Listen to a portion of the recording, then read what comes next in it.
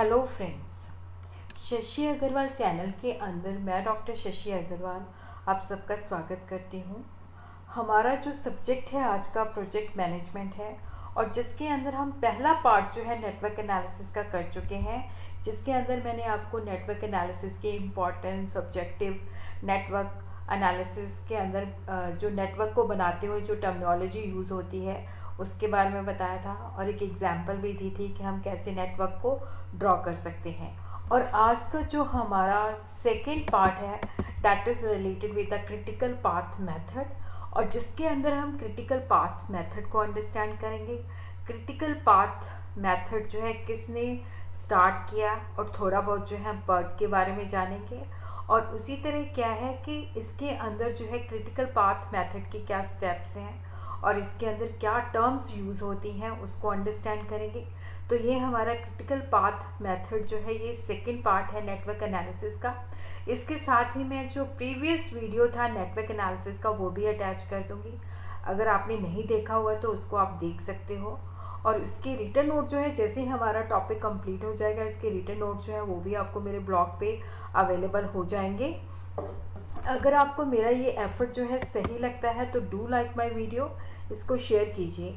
तो देखो network analysis के अंदर क्या होता है कि ये जो है टेक्निक जो है that is very useful for large and small projects, क्योंकि इसके अंदर जो प्रोजेक्ट होता है उसको हम डिफरेंट एक्टिविटीज़ के अंदर जो है ब्रेक डाउन करते हैं, जिससे हमें पता चलता है कौन सी एक्टिविटीज़ पहले करनी है, कौन सी एक्टिविटी प्रोसीडिंग है, कौन सी एक्टिविटी सक्सीडिंग है, कौन सी एक्टिविटी साथ साथ चलेंगी।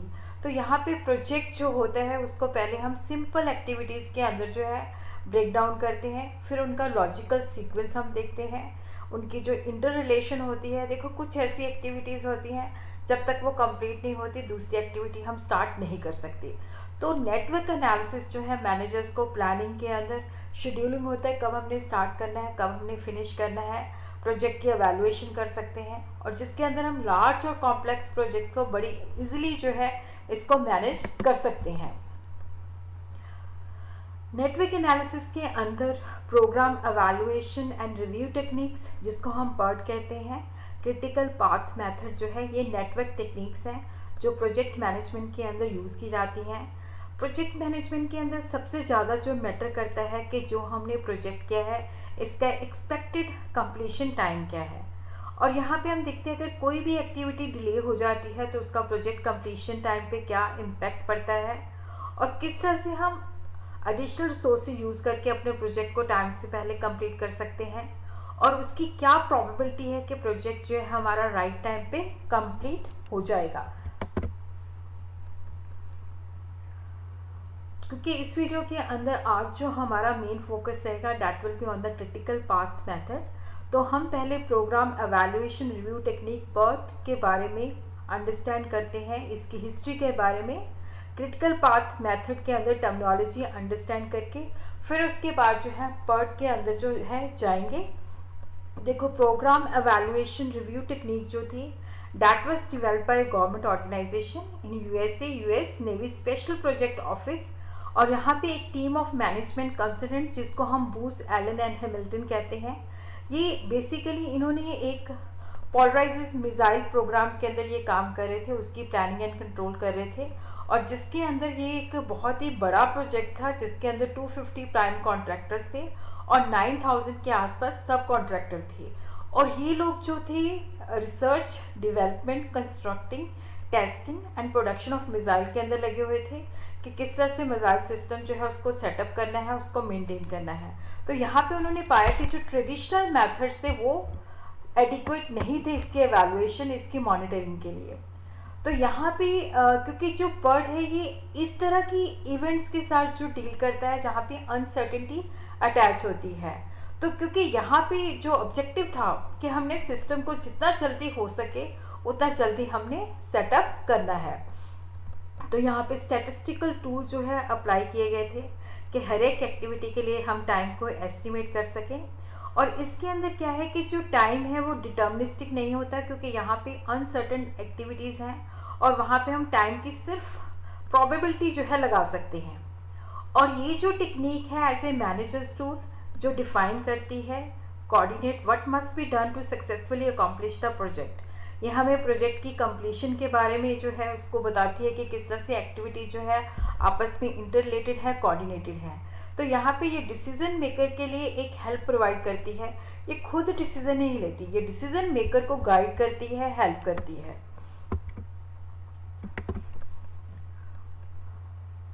और उसी तरह ही क्रिटिकल पाथ मेथड जो है that was developed in 1957 by J.E. Kelly of Remington Rand and M.R. Walker of DuPont. तो यहाँ पे वॉकर और कैली जो थे, they were concerned with the problem of improving the scheduling technique for such project as the building of a chemical model plant at the cost of $10 million put by the DuPont. तो यहाँ पे basically ये एक project की completion के साथ जुड़े हुए थे कि किस तरह से हमने जो है उसकी शेड्यूलिंग टेक्निक को इम्प्रूव करना है। और उसके बाद इन्होंने यही जो टेक्निक यहाँ पे यूज़ की थी, जो ड्यू पॉन्ड पे जो वर्क था उसकी ओवरहॉलिंग और मेंटेनेंस के अंदर भी यूज़ किया। तो यहाँ पे था कि जो प्रोजेक्ट की ड्यूरेशन है उसको रिड्यूस करना, उसकी कॉस्ट को मिनिमाइज करना। देखो जो PERT है that is suitable for research and development projects. और जहाँ पे क्या है कि देखो जहाँ पे अनसर्टेनिटी होती है, जहाँ पे रिसर्च वगैरह होती है, जहाँ पे हमें किसी भी चीज़ के बारे में जो है पता नहीं होता कि कितने टाइम के अंदर वो कंप्लीट होगी, तो वहाँ पे हमें एस्टिमेटेड टाइम जो है निकालते हैं। जो क्रिटिकल पाथ मेथड है that is a tool for planning, scheduling, control of the essential engineering and construction projects. जहाँ पे क्या होता है कि हमें जो रैपिटेटिव एक्टिविटीज़ होती हैं और वहाँ पे हमें पता होता है कि ये एक्टिविटी इतने डेज के अंदर जो है ख़त्म हो जाएगी, वहाँ पे जो टाइम होता है वो डिटर्मिनिस्टिक होता है, सर्टेनिटी के साथ हमें पता होता है। अब हम यहाँ पे क्योंकि ये नेटवर्क एनालिसिस, क्योंकि मैं वैसे प्रीवियस वीडियो के अंदर ये बता चुकी हूँ, तो यहाँ पे मैं आपको बताती हूँ कि नेटवर्क को हमने किस तरह से ड्रॉ करना है। A company has decided to redesign its electronic component. The project involves several activities which are listed in the table। इन्होंने हमें एक दिया हुआ है। तो यहाँ पे है कि जो इलेक्ट्रॉनिक इंजीनियरिंग है वो पहले कंपोनेंट का डिज़ाइन फिनिश करे, उसके बाद जो है मार्केटिंग प्रोग्राम जो है डेवलप करे, फिर उसके बाद मैन्युफैक्चरिंग प्रोसेस, फिर एडवर्टाइजिंग एंड मीडिया सेलेक्ट करना, फिर उसके बाद इनिशियल प्रोडक्शन रन। 6 जो है कंपोनेंट जो है that should be release in the market. तो यहाँ पे हम देखते हैं, तो यहाँ पे देखो जो फिनिश कंपोनेंट है, पहला जो एक्टिविटी है that is the finish component, फिर उसके बाद है डेवलपमेंट, फिर उसके बाद है design the production system, selecting the advertising media, initial production run, release the component to the market. तो यहाँ पे हम देखते हैं कि ए जो है that is the starting activity. जो डेवलपमेंट है उससे पहले ए एक्टिविटी जो है कंप्लीट होनी चाहिए। इवन जो हमारा मार्केटिंग प्रोग्राम है जिसको हमने डिज़ाइन करना है उससे पहले भी हमारा ए जो है ख़त्म होना चाहिए। प्रोडक्शन सिस्टम से पहले हमारा बी जो है वो ख़त्म होना चाहिए। और जो ई एक्टिविटी है सिलेक्टिंग दी एडवर्टाइजिंग मीडिया, उससे पहले सी ख़त्म होना चाहिए। इनिशियल प्रोडक्शन रन से पहले जो है हमारा जो है डी और ई जो है वो कंप्लीट होना चाहिए। तो अब हम यहाँ पे इस तरह से जो है अपने इसको ड्रॉ करते हैं। तो यहाँ पे हम देखते हैं कि देखो यहाँ पे ए एक्टिविटी जो है, क्योंकि ये सबसे पहले है, ठीक है, उसके बाद बी और सी जो है साइमल्टेनियसली स्टार्ट होती है, बी ख़त्म होती है तो उसके बाद डी स्टार्ट होती है, और डी के बाद जो है एफ है। और इसी तरह जो ए है, ए कंप्लीट होने के बाद जो है सी स्टार्ट होती है, और सी कंप्लीट होने पर ई स्टार्ट होती है, और यहाँ पे डी और ई जो है कंप्लीट होती है तो वो एफ उसके बाद स्टार्ट की जाती है। तो इस तरह से आपने नेटवर्क जो है ड्रॉ कर लेना है।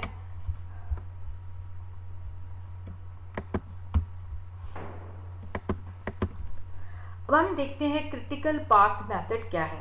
ये एक प्रोजेक्ट मॉडलिंग टेक्निक है जो प्रोजेक्ट मैनेजर जो है यूज़ करते हैं, जिसके बेसिस पे वो अपनी डेडलाइन जो होती है कि कब तक हमारा प्रोजेक्ट जो है ख़त्म हो जाएगा ताकि हम डेडलाइन पे उसको डिलीवर कर दें।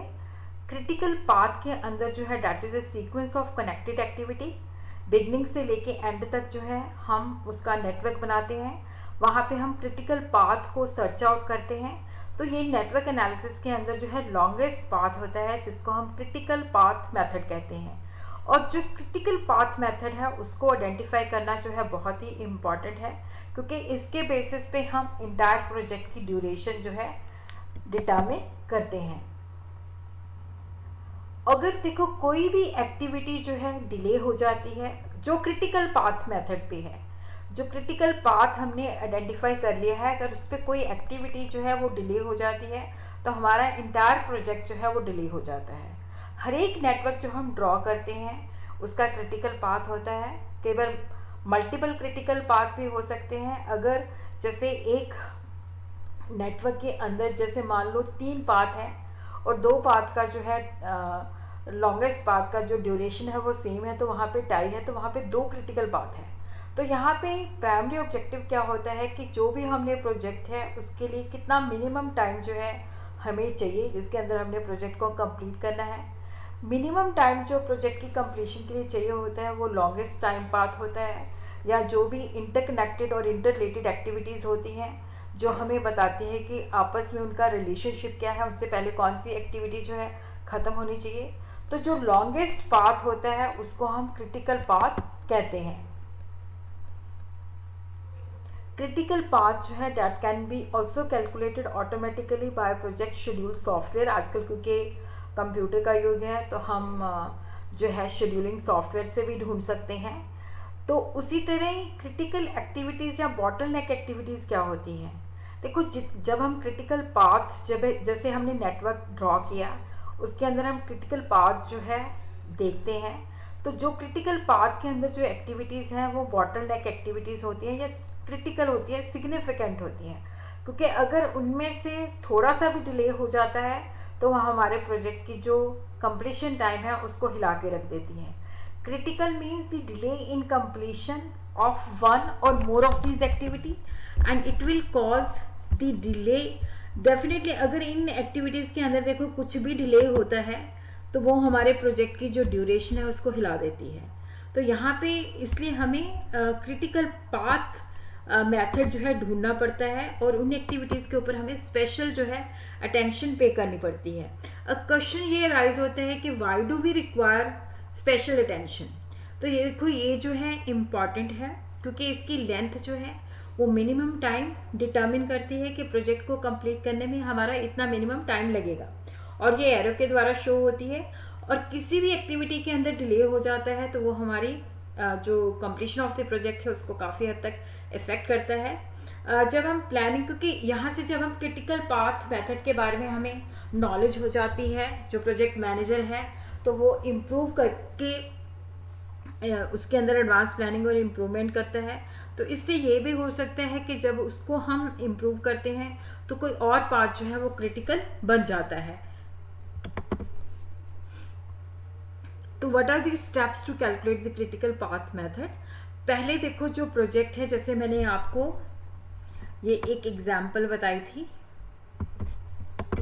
देखो यहाँ पे जैसे फर्स्ट था कि डिज़ाइन फिनिश होना चाहिए, फिर उसके बाद हमने मार्केटिंग प्रोग्राम डेवलप करना है, फिर मैन्युफैक्चरिंग प्रोसेस, फिर उसके बाद एडवर्टाइजिंग मीडिया, फिर इनिशियल प्रोडक्शन रन, फिर उसके बाद हमने उसको रिलीज़ करना है।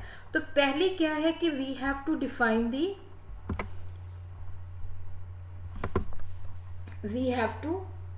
The project all of its significant activity और टास्क। देखो प्रोजेक्ट का एक सिंगल स्टार्ट एक्टिविटी होती है और एक सिंगल फिनिश एक्टिविटी होती है।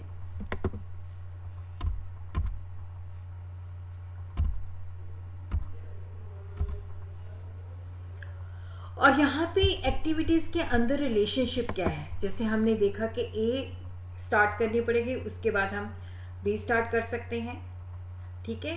नेचुरली यहाँ पे प्रीसीडिंग कौन सी है, सक्सीडिंग कौन सी है, उनका आपस कौन सी कंकरेंट एक्टिविटीज़ हैं, वो हमें रिलेशनशिप देखना पड़ता है। फिर हमें एक नेटवर्क ड्रॉ करना पड़ता है, फिर उसके बेसिस पे टाइम या कॉस्ट एस्टिमेट हम देते हैं, फिर उसके बेसिस पे हम क्रिटिकल पाथ जो है डिटर्मिन करते हैं कि लॉन्गेस्ट टाइम पाथ क्या है। तो क्रिटिकल पाथ मेथड को अंडरस्टैंड करने के लिए we should understand few terms, जैसे अर्लीस्ट स्टार्ट टाइम। देखो यहाँ पे क्या है कि कोई भी एक्टिविटी जो है जैसे बी एक्टिविटी तब तक हम स्टार्ट नहीं कर सकते थे जब तक इस एक्टिविटी खत्म नहीं हो जाती। Since no activity can start until all its predecessor, जो पीछे वाली एक्टिविटीज हैं वो कंप्लीट नहीं हो जाती। अर्लीस्ट फिनिश टाइम जो है, इसके स्पेलिंग जो है क्योंकि ये कैपिटल में है ना तो पता नहीं चलता। अर्लीस्ट फिनिश टाइम के अंदर क्या है कि देखो यहाँ पे leaving any node is equal to the largest earlier finish time of all the activities which are entering the same node। तो यहाँ पे ये जो है फॉरवर्ड पास जो है हम लगाते हैं, क्योंकि यहाँ पे हम देखते हैं कि कोई एक्टिविटी स्टार्ट नहीं हो सकती जब तक इसकी पीछे वाली एक्टिविटीज़ कंप्लीट नहीं हो जाती। तो यहाँ पे अगर हम जो है बेसिकली जब हमने लॉन्गेस्ट पाथ जो है डिटर्मिन करना है तो सबसे पहले हम अर्लीस्ट स्टार्ट टाइम जो है फाइंड करते हैं। अर्लीस्ट टाइम जो है पहली एक्टिविटी का जो होता है डैट इज़ 0। उसके बाद हम देखते हैं कि जो जैसे हमने एक एक्टिविटी से हम दूसरी एक्टिविटी पे गए, तो जब फर्स्ट एक्टिविटी है तो वो तो 0 पीरियड के अंदर स्टार्ट हो जाएगी। फर्स्ट से जब हम सेकेंड पे जाते हैं तो 3 डेज़ का टाइम लगता है, तो वहाँ पे जो है उसका 0+3 हो जाएगा। तो ये जो है उसका अर्ली स्टार्टिंग टाइम हो गया जो सेकंड का है। और उसी तरह हम उसका अर्लीस्ट फिनिश टाइम जो है वो भी उसका जो है निकालेंगे। तो यहाँ पे मैंने कुछ जैसे एक्टिविटीज दी हैं।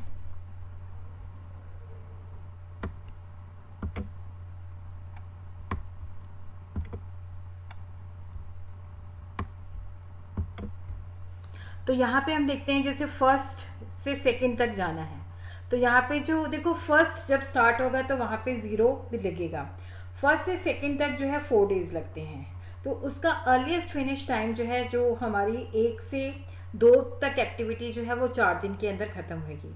उसी तरह फर्स्ट से 3 तो वहाँ पे जो है उसका भी कि फर्स्ट पे तो 0 टाइम पे स्टार्ट हो जाएगी, और जब हम फर्स्ट से लेके थर्ड एक्टिविटी कंप्लीट करेंगे तो उसको 3 दिन लगेंगे। उसी तरह जब सेकंड से हम फोर्थ पे जाएंगे तो वहाँ पे एक्सपेक्टेड टाइम जो है उसका 2 का है, लेकिन हमारा जो बेसिकली 1 से 2 का अर्ली स्टार्टिंग जो पीरियड था डैट वाज 4। तो यहाँ पे क्योंकि पहले हमें जो है 4, क्योंकि हम जब सेकेंड एक्टिविटी ख़त्म होगी तभी हम फोर्थ एक्टिविटी पे जा सकते हैं, तो वो 4 डे पे स्टार्ट होगी और उसका जो अर्ली फिनिश टाइम हो जाएगा 4+2, क्योंकि जो अर्ली फिनिश है उसके अंदर अर्ली स्टार्ट प्लस जो एक्सपेक्टेड टाइम है वो हम ऐड कर देंगे, तो we will have early finish time. और उसी तरह देखो जो सेकंड टू 6 है, अब देखो सेकंड से 4 सेकंड से 6, इसका मतलब है साइमल्टेनियसली है, ठीक है। तो यहाँ पे देखो अगर 2 से 6 पे जाना है एक्टिविटी पे तो उसको 7 डेज हैं, लेकिन सेकेंड एक्टिविटी हमारी 4 डेज पे ख़त्म होती है, तो 4+7 जो है 11 है, उसका अर्लीस्ट फिनिश टाइम है। और जो सेकेंड से 6 तब स्टार्ट होगी जब वो सेकेंड एक्टिविटी ख़त्म हो जाएगी। और उसी तरह 3rd to 6 का जो अर्ली स्टार्टिंग टाइम है जो है उसका अर्ली स्टार्टिंग टाइम जो है वो 3 डेज़ का है, और जो एक्सपेक्टेड टाइम हमें दिया हुआ है 6 का है, तो वो अर्ली फिनिश टाइम है। उसी तरह 4 to 7, अब हमें फोर्थ जो एक्टिविटी है वो हमारी जो है अप्रॉक्सीमेटली 6 डेज़ के अंदर जो है वो ख़त्म होती है, और यहाँ पे 4 to 7 पे हमें 4 दिन लगते हैं, तो यहाँ पे अर्ली फिनिश टाइम जो है वो 10 है। और इसी तरह 6 to 7 है, जो 6 एक्टिविटी है वो हमारी जो है बेसिकली ख़त्म होती है वो 11 पे ख़त्म होती है।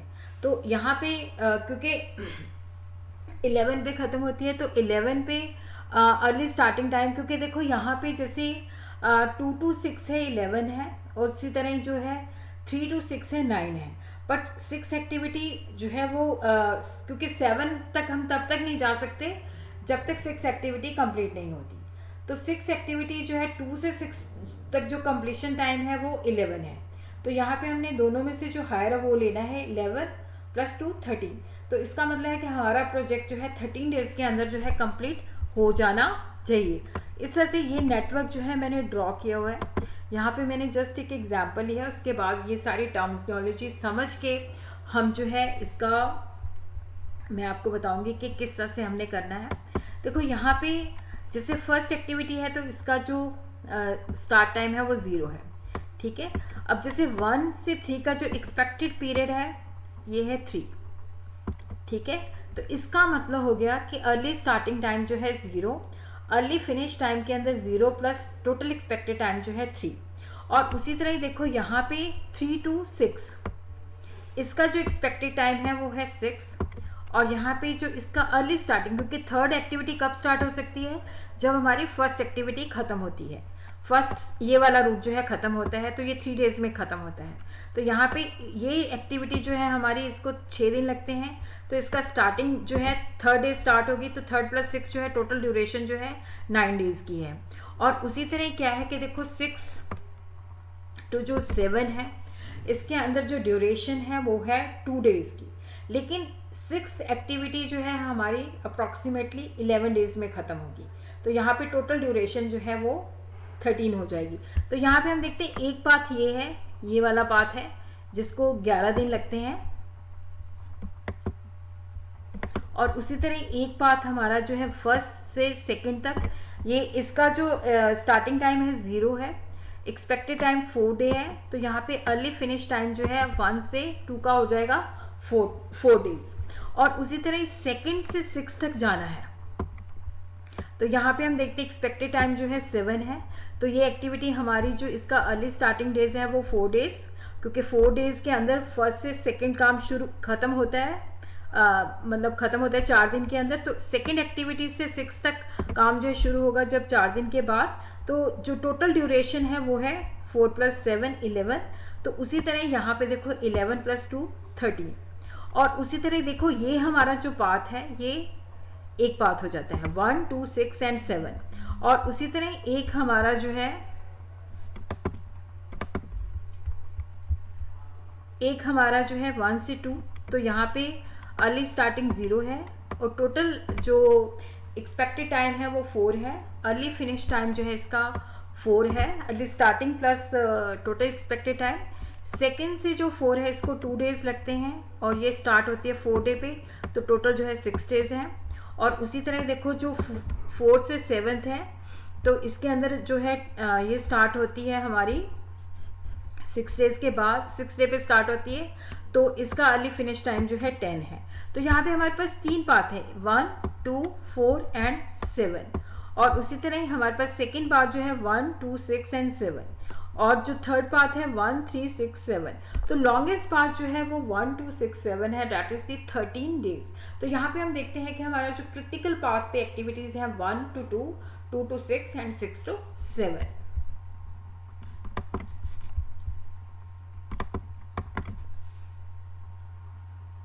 और उसी तरह ये हमने अंडरस्टैंड किया था फॉरवर्ड पास। अब हम backward pass through the network latest finish time rule. तो यहाँ पे हम लेटेस्ट स्टार्ट टाइम और लेटेस्ट फिनिश टाइम जो है वो देखते हैं। ये हम पीछे से शुरू हो जाते हैं, starting at the last activity, working backward to the first activity. यहाँ पे हम पहले लेटेस्ट फिनिश टाइम जो है simply the latest time at which an activity can be completed without extending the completion time. Latest start time जो है यहाँ पे हम देखते हैं कि जो लेटेस्ट फिनिश टाइम है उसके अंदर से हम एक्सपेक्टेड टाइम माइनस कर देते हैं, तो हमारे पास लेटेस्ट स्टार्ट टाइम आ जाता है। तो ये भी है लेटेस्ट टाइम जिसके द्वारा हम एक्टिविटीज़ को शुरू कर सकते हैं without extending the completion time. बाकी जो है हम अगली वीडियो के अंदर करेंगे।